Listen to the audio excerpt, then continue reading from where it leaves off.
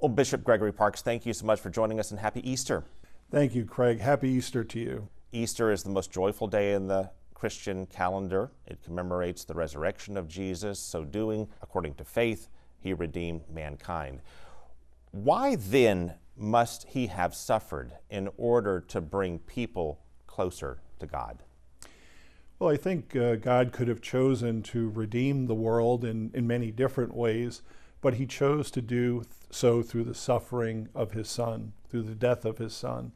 And I think the reason for that is that he knows that suffering and death are part of our life, part of our reality, and he wanted us to be able to look to his son as an example that beyond the suffering of our lives, that there is tomorrow, that there is life, that there is resurrection, that there is hope.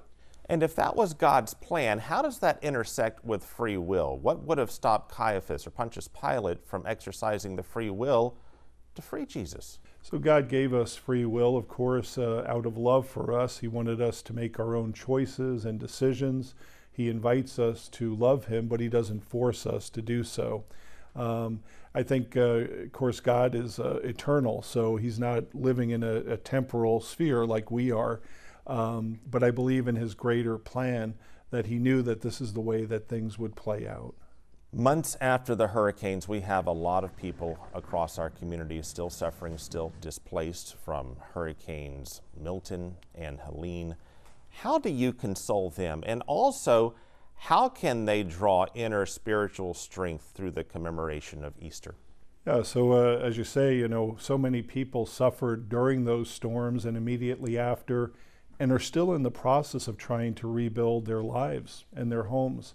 Again, I think for myself, I tend to be a very positive person, and for me it was inspiring to see the acts of charity, to see the outpouring of love between neighbors, reaching out to neighbors and even to people who they don't know after the storms, trying to help and trying to assist.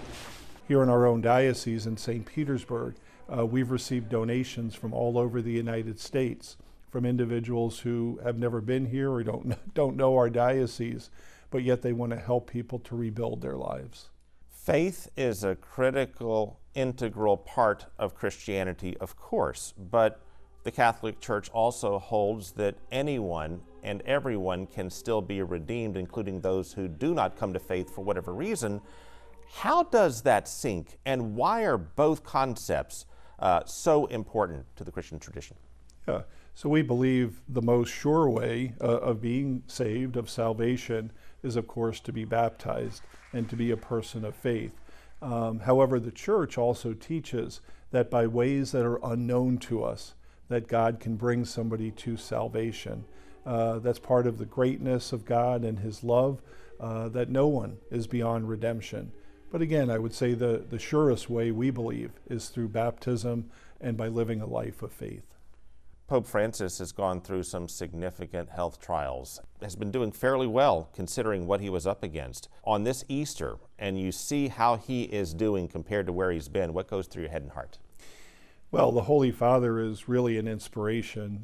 He's, I believe, 88 years old, has had health issues during his life, but most recently respiratory issues.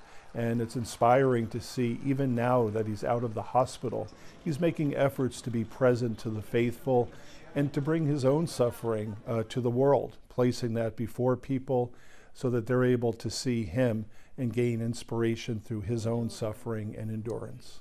Pope Francis has long raised concerns about the age of triumphalism, the sense that the individual, I am in charge of things, and it can lend itself to a lot of the raw animosity that we see online and elsewhere. How is the Church addressing that and helping people move beyond it?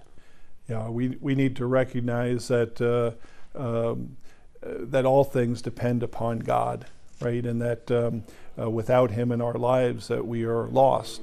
And it's only when we look to him that we find truth and we find meaning in our lives. We can look for it in different places.